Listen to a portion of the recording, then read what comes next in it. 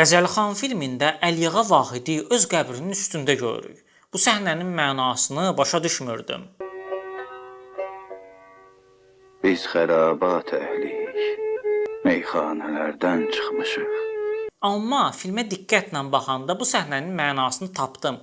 Gəlin sizə də danışım. Səhnənin əvvəlində onu qəbrin üzərində görürük. Sonra isə toyxanaya keçirik və orada Vahiddən qəzəl istəyirlər. O isə biz xərabat əhliyik, meyxanələrdən çıxmışıq, badələr nuş etmişik, peymanələrdən çıxmışıq deyir. Bundan sonra qəzəldə deyildiyi kimi içki içir, badə nuş edir. İkinci beytdə isə atəş-i qəmdən nə qorxaq ki, səməndər xislətik, şəmlər yandırmışıq, pərvanələrdən çıxmışıq deyir. Şair özünü Simurq quşuna bənzədir. Yananda təzədən doğulacağını bildirir. Elə ona görə də öz qəbrinin üstündə şam yandırır. Bu yolla şairin ölümsüzlüyünü bizə göstərirlər. Bu incəliyi düşünən Şahmar Ələkbərova əhsən. Bəs sizin ən bəyəndiyiniz Vahid beyti, misrası hansıdır?